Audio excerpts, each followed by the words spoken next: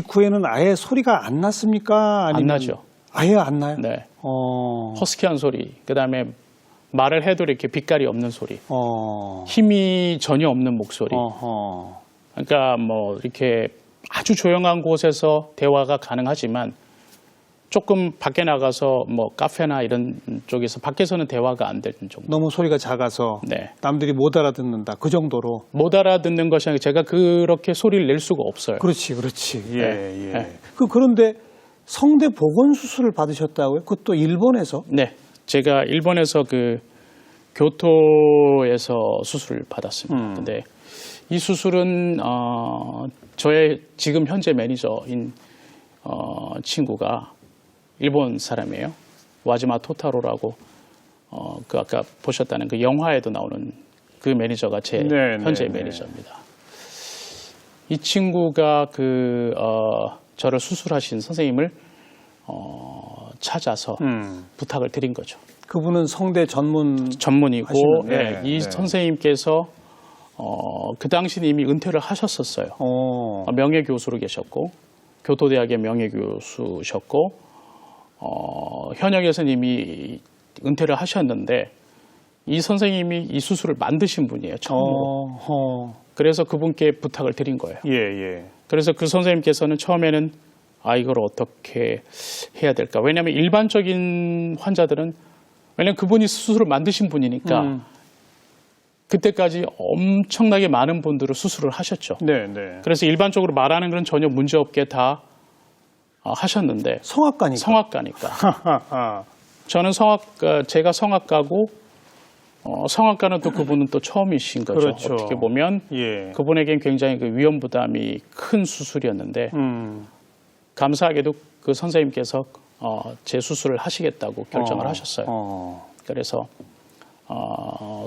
갑상선암 수술 받고 6개월 후에 일본에 가서 교토대학병원에서 그 갑상연골 성형술이라고 해서 갑상연골이 이제 여기 후두 앞쪽에 그 있는 뼈에 그쪽을 좀 창문처럼 열고 그 다음에 무너져 있는 성대를 밀어주고 당겨서 세워주는 수술을 받았어요.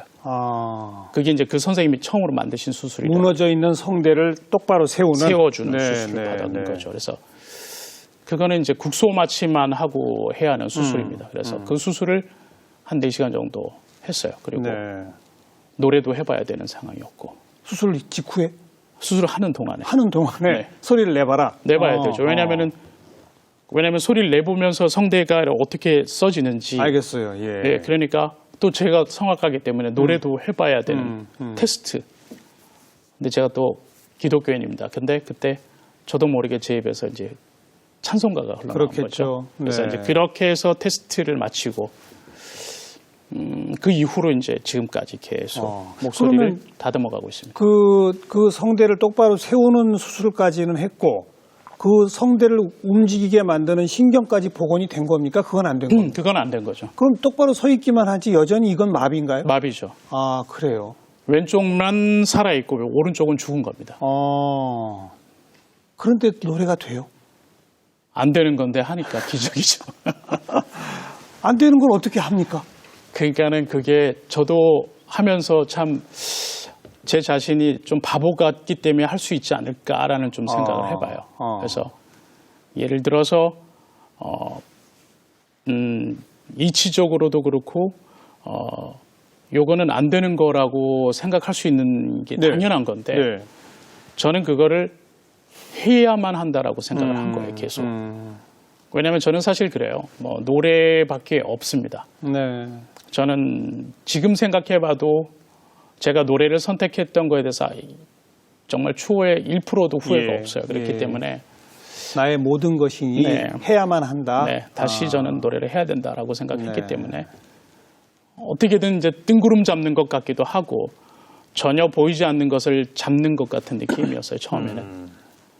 성악가가 학교 종이 땡땡땡도 못 부르면 그거는 그렇죠. 그거는 처음에는 수술 직후에는 그랬을 거 아닙니까? 그랬습니다. 그죠? 네. 그러니까 이제 그건 끊임없는 재활 훈련이라고 할까요? 그렇게 말씀드려야겠죠. 어찌 보면 다른 일반 사람이나 일반 성악가랑 달리 지금 현재는 배재철 씨만의 소리 내는 법, 그렇죠. 노래하는 법이 따로 있는 거죠. 그렇다고 봐야 돼요. 그렇죠. 네. 성대 하나는 안 움직이고 하나만 움직여서 노래 부르는 법. 그렇죠. 이걸 이제 혼자만 알고 있는 거 아닙니까? 그 저만 알고 있는 거죠. 네. 네. 근데 물론 이게 일반적인 사람들한테 어떻게 보면 그 일반적인 성대 컨디션을 갖고 있는 노래하는 사람이라면 전혀 문제가 되지 않을 것들을 그렇죠. 저는 이제 그게 문제가 되는 거죠. 그렇죠. 그러니까 어떤 노래를 할 때도 어떤 음역대에 가면은 제 목소리가 나지를 않고 또 어떤 음역은 소리가 나고 이렇게 되거든요. 그러니까 쉽게 말하면 구멍이 계속 뚫려 있어요. 뚫려 있는. 그런데 그 구멍을 최대한 제가 메꿔가는 방법들을 제 스스로가 찾아내고 있는 거죠. 계속 그걸 재활 훈련으로 노력하고 계신 거죠. 그렇죠. 네. 그래서 수술한 지 2년 만인가? 네. 2006년 4월에 교토에서 제가 그렇게 목소리 수술을 받고 성대 수술을 받고 2008년도 12월 달에 제가 도쿄에서 하쿠즈홀이라는 한 300석 정도 되는 조그만 홀에서. 작은 홀에서 재기 무대를 가진 거죠. 재기. 네. 네. 그때는 어떤 노래들 부르셨어요? 저는 이제 오페라는 할 수가 없고 지금도 예, 오페라는- 지금은 오페라는 못 합니다. 왜냐하면 오페라를 하기 위해서는 성량도 굉장히 커야 되고 그다음에 장시간 노래를 할 수 있는 또 그런 그렇죠. 목소리가 필요합니다. 그렇죠. 그런데 저는 그렇게까지는 지금 할 수 있는 컨디션이 못 되고 또 음역도 굉장히 제한적이고 해서 제가 할 수 있는 아주 작은 곡들이 그러니까 뭐 예술가 곡 중에서도 굉장히 이렇게 난이도가 높지 않은 곡들 네, 그러면서도 그런 곡들을 이제 제가 할 수 있는 곡들을 최대한 추려서 제가 그때 독창회를 했었죠. 네. 객석의 반응이 어떻던가요? 저도 울고 객석도 울고 눈물바다였죠 그때. 네.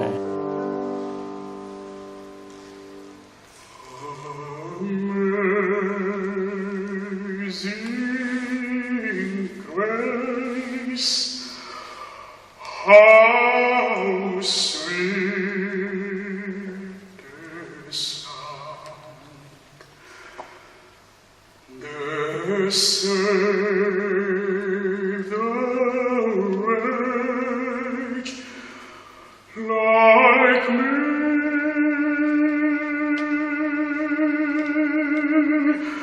I once was lost, but now I'm found. Was blind, but now I see. 저를 기억하시는 분들이 다 오셨어요. 제가 그러니까 예전에 노래할 때 그 이전에 유럽뿐 아니라 일본 무대에서도 예, 굉장히 인기가 높으셨다면서요. 네네 일본에서도 제가 오페라를 데뷔를 하고 난 후에 일본 전국적으로 투어를 하고 콘서트도 네. 하고 네. 그랬기 때문에 그때 저를 기억하시는 팬들이 좀 있었죠. 그렇죠. 그분들이 와서 네.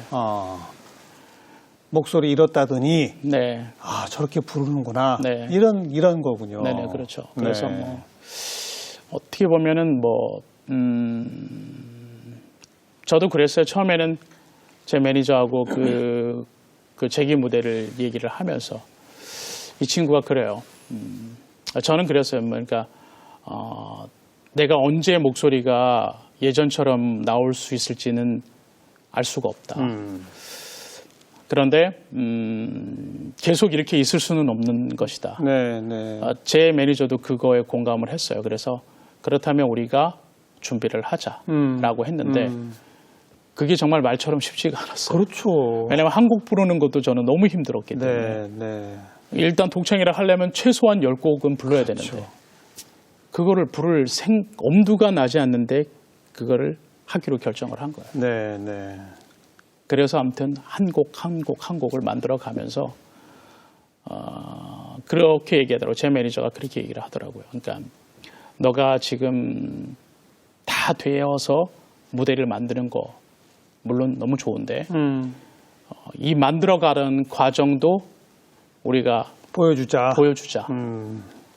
처음에는 저는 그게 처음에는 굉장히 불편했어요. 왜냐하면 그러니까 프로 성악가잖아요.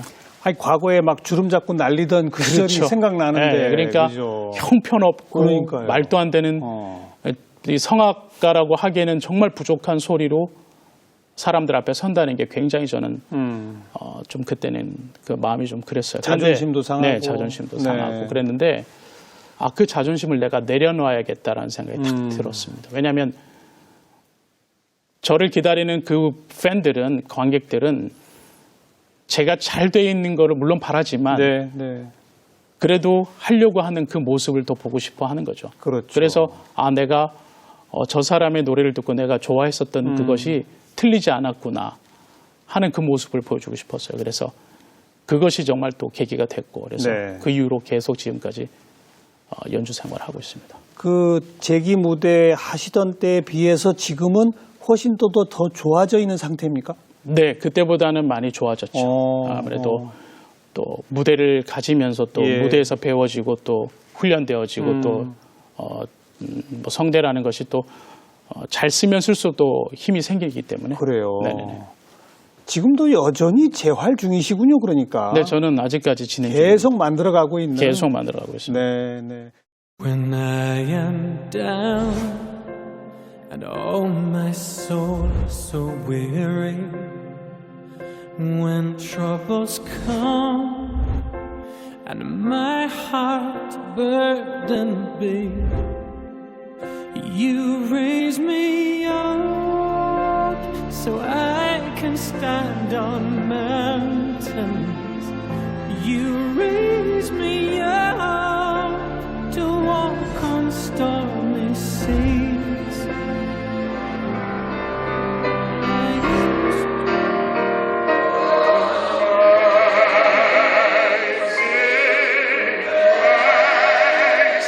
How sweet the sound, the sound of light, like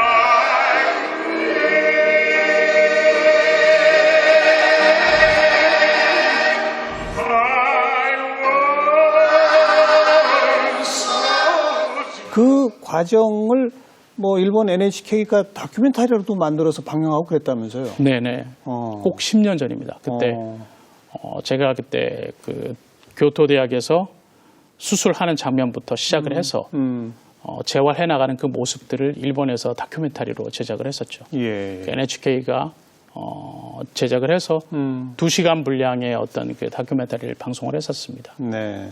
그거를 한국에서 그 NHK 방송 후에 한국에서도 한번 그렇죠. 방송을 했었고. 네. 그리고 유지태 씨가 주인공을 맡았던 그 더 테너, 그 리리코 스핀토? 네. 리리코 스핀토가 무슨 뜻이에요? 그러니까 리리코라는 거는 이제 어떻게 보면 서정적이고 스핀토라는 것은 굉장히 힘이 있고 이런 거에 어떤 복합어라고 할 수 있는데 그러니까 서정적이면서도 굉장히 힘 있는 목소리. 네. 그러니까는 외유내강이라는 표현이 맞을 것 같아요. 그러니까 듣기에는 굉장히 감미로운데 굉장히 힘 있는 소리. 사실 이런 소리들이 좀 흔하지는 않거든요. 네, 그래서 네. 저는 좀 그런 목소리를 갖고 있어서 네. 또 하나님 주신 그 특유의 그 달란트인 것 같아서 너무 감사했죠. 이 영화의 그 제안은 언제 받으신 거예요? 이 영화는 제가 그 다큐멘터리가 방송이 되고 난 후에 나간 후에.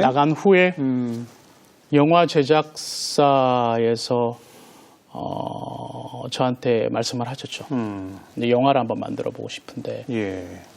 괜찮으시겠냐. 그래서 예. 저는 이제 그때는 이제 마음이 반반이었어요. 정말 영화로 만들 수 있을까? 한번 만들 수 있으면 만들어 보세요라는 마음이었어요. 근데 정말 영화사에서 이 영화를 기획을 하고 또 일본의 제 매니저한테 말을 해서 그것이 한일 합작이 됐죠. 합작으로. 공동 제작이 됐죠. 그러면서 좀 프로젝트가 컸었습니다. 제작 과정 전반에 계속 참여를 하시는 네, 거죠? 저도 참여를 했죠. 그렇죠? 네네. 어. 일단 유지태 씨? 유지태 씨 같은 경우는 성악을 해보신 적이 없잖아요. 그렇죠. 오페라를 해보신 적이 없고, 그러니까 클래식을 굉장히 좋아하시는 분인데 노래도 좋아하시고. 그래서 이제 유지태 씨를 이제 훈련을 했습니다. 제가 그렇게 해서 1년 정도 성악을 가르치고 영화에 필요한 그 곡들을 다 공부를 시켰죠. 네. 그럼 그래서- 그 영화에 나온 소리가 유지태 씨 소리예요? 아닙니다. 아니잖아요. 제 목소리. 근데 뭐로 다 1년씩 가르쳐야 할 필요가 있나요? 왜냐하면- 립싱크라도 제대로 하려면. 그렇죠. 아. 그게 그냥 흉내만 낸다고 되는 것이 절대 아니기 때문에 아. 본인이 노래를 해봐야 예, 알겠어요. 호흡하는 모양이나 얼굴 모양이 입 모양이나 이런 것들이 자연스럽기 때문에 네. 그때 유지태 씨가 굉장히 독하게 공부하셨어요. 연습하시고. 네, 네. 완성된 영화 보시니까 느낌이 어떠셨습니까? 자기 이야기잖아요. 어떻게 보면 저한테는 굉장히 큰 선물 같은 느낌이었어요. 왜냐하면은 그러니까 나의 이야기가 영화가 된다는 게 흔한 일은 절대 아니죠. 아유, 흔하긴요.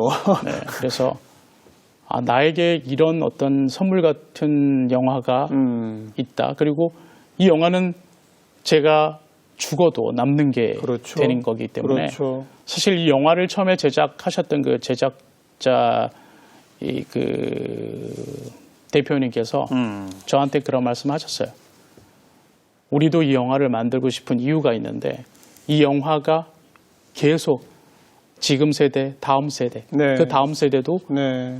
보고 싶어하는 그런 영화를 만들고 싶다라고 해서 왜냐하면 이건 정말 있는 이야기를 가지고 만든 거기 때문에 그렇죠. 허구가 아니라서 네, 네. 그래서 저도 그거에 대한 어떤 그 공감이 굉장히 컸었고 그래서 그걸 어떻게 보면 저는 이제 그분들이 다 만들어서 저한테 선물로 주신 거죠. 네. 그래서 그게 너무 감사하고 기뻤어요. 게다가 다루고 있는 그 스토리 이야기 자체가 뭔가 이렇게 어려움과 난관, 과학적으로 불가능하다는 것까지를 뚫고 헤쳐나가는 네. 역경을 디디고 이겨서 끝내 다시 한번 승리하는 네. 뭐 그런 스토리 아니겠습니까? 그렇죠. 우리 자라나는 젊은 세대들한테도 정말 좋은 이야기죠. 그렇죠. 사실 뭐 제가 지금도 그런 것이 노래만 하고 그냥 제가 끝나는 것이 아니더라고요. 예. 그러니까 제가 하는 음악회를 콘서트나 아니면 어디에서 제가 노래하는 것을 보고 어떤 분들은 굉장히 용기를 얻는 거죠. 그러니까요. 네, 그래서 젊은 친구들도 그렇고 또 나이 드신 분들도 그렇고 거기에 어떤 그 전까지는 뭔가 마음에서 이렇게 빗장을 걸어 잠그고 있던 것들이 네, 네. 제 노래를 통해서 저희 이야기를 통해서 그것이 풀어졌다. 또 나도 한번 뭔가를 해보고 싶다라는 생각을 가지게 된다라는 이야기를 들으면 도전 의지. 네, 저도 굉장히 힘이 되고 네. 어떻게 보면 일개 성악가인데 그냥 노래하는 사람이긴 하나 그것이 어떤 사람들에게 큰 시너지 효과를 그렇죠. 한다는 것 자체가 저로서는 이게 그냥 단순하게 내가 노래만 하고 끝나는 것이 아니라는 어떤 책임감을 더 많이 갖게 되는 거죠, 현재는. 그런 의미에서일까요? 지금은 오페라도 못하시지만 오페라의 주역으로 유럽 무대를 주름잡던 시절에 비해서 지금이 전성기라고 이야기하신다면서요? 그렇죠. 왜냐하면은 그냥 제가 오페라만 하고 있었다면 아마 그 영역에서만 아마 끝났을 것 같아요. 네. 근데 저는 그 영역 바뀌거든요. 그렇죠. 여러 영역에서 제가 활동을 할 수 있는 기회가 된 거죠.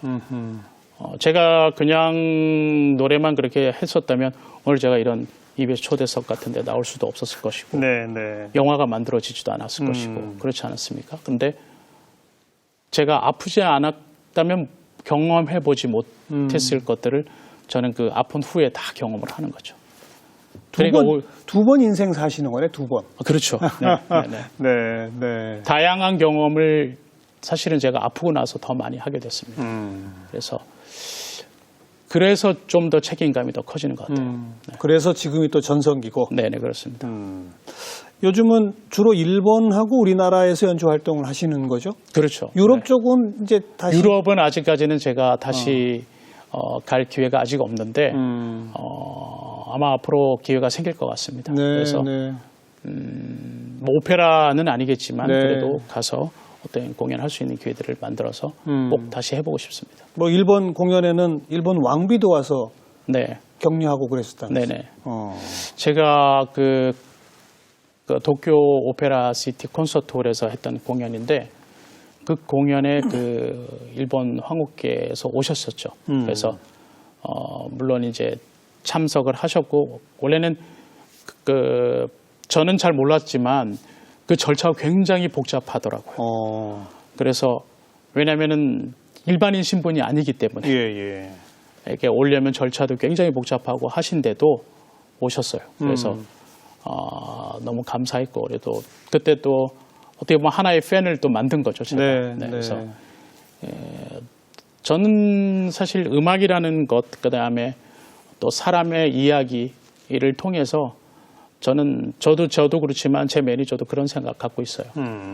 뭐 한국과 일본이 참 어떻게 보면 얽혀 있는 그런 스토리들 너무 복잡하고 정치적으로 외교적으로 풀 수 없는 그런 것들을 우리는 정말 진솔한 사람의 이야기로 한번 풀어보자.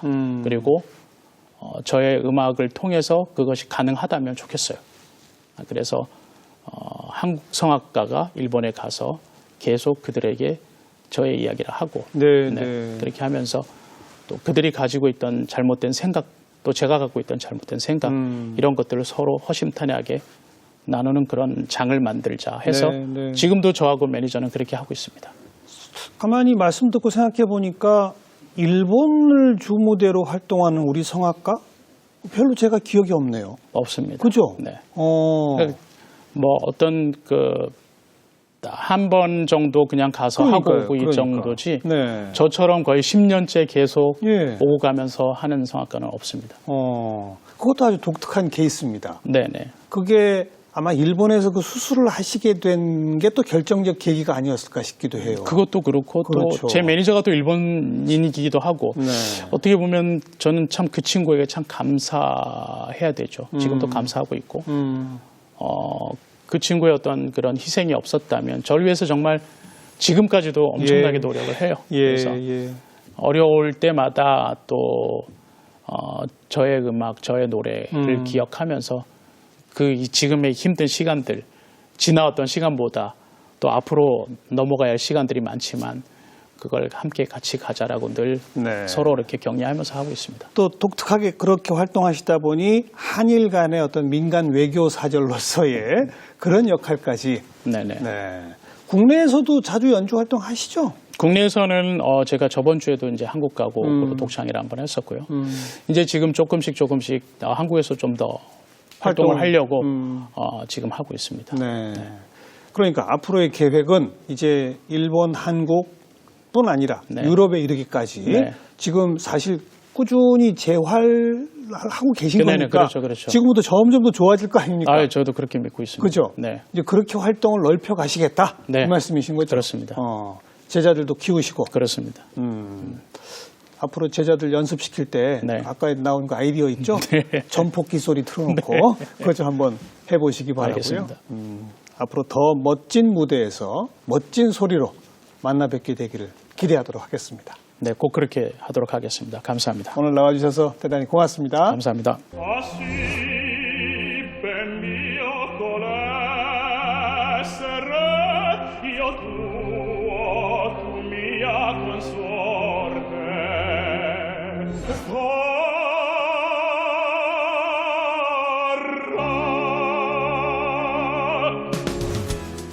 네, 성악가 배재철 씨 만났는데요. 딱 한마디입니다. 불가능이란 없습니다. 안 된다라고 누가 단정해도 해낼 수 있다는 걸 온몸으로 보여주시는 분이구나 이런 생각 갖게 되는군요. 다음 이 시간 다시 인사를 드리겠습니다. 안녕히 계십시오.